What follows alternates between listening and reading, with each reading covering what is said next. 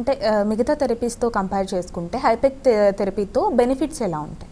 So కొన్ని peritoneal క్యాన్సర్స్లో మాత్రమే హైపెక్ role అనేది కంప్లీట్గా ప్రూవ్ అయింది. ఇంకా కొన్ని క్యాన్సర్స్లో హైపెక్ రోల్ ప్రూవ్ అవుతుంది. ఎందుకంటే యాజ్ డిస్కస్డ్ మనం అనుకున్నట్లు ఇది చాలా రేర్ క్యాన్సర్. ఒక స్టడీ చేయాలంటే ఆ type of disease are cancer should be more common. అప్పుడే మనం ఎక్కువ నంబర్స్ రిక్రూట్ చేసుకొని ఒక ట్రీట్మెంట్ ఇంకో ట్రీట్మెంట్ని కంపేర్ చేయగలం. వీటిలో అంత ఎక్కువ నంబర్స్ రావు. ప్లస్ మనకి ఇండియాలో ఉన్న సెంట్రలైజ్ హెల్త్ సిస్టమ్ కాదు. ఎందుకంటే ఇప్పుడు మన యూకే, యూఎస్, ఆస్ట్రేలియా లాంటి ప్లేసెస్లో చూస్తే ఇలాంటి ట్రీట్మెంట్ చేసే సెంటర్స్ కొన్ని డెడికేటెడ్ సెంటర్స్ ఉంటాయి. సో ఎక్కడ క్యాన్సర్ వచ్చినా అక్కడికి పంపిస్తారు. మనకి ఇండియాలో సిస్టమ్ వస్తుంది స్లోగా.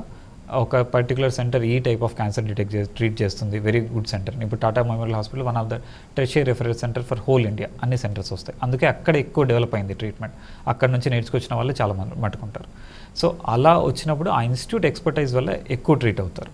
సో సెంట్రలైజ్ వచ్చినప్పుడు నంబర్స్ ఇంక్రీజ్ అవుతాయి. సో ఆ ఎవిడెన్స్ తక్కువ ఉండడం వల్ల హైపెక్ రోల్ అనేది అన్ని క్యాన్సర్స్లో ఇంప్రూవ్మెంట్ లేదు, ఇంకా కంప్లీట్గా సైంటిఫిక్ ఎవిడెన్స్ లేదు. బట్ డెఫినెట్లీ మీసోథీలియోమా, సూడోమిక్సోమా, కొత్తగా వచ్చే కొన్ని స్టడీస్ వల్ల కొలోరెక్టల్ క్యాన్సర్, గ్యాస్ట్రిక్ క్యాన్సర్స్లో లెవెల్ 1 ఎవిడెన్స్ ఉంది మనకు. వీటికి హైయెస్ట్ ఎవిడెన్స్ దట్ సర్వైవల్ పెరిగిందని, which is in terms of months and years, not just days something. So హైపెక్ వల్ల డెఫినెట్లీ సర్వైవల్ ఉంది.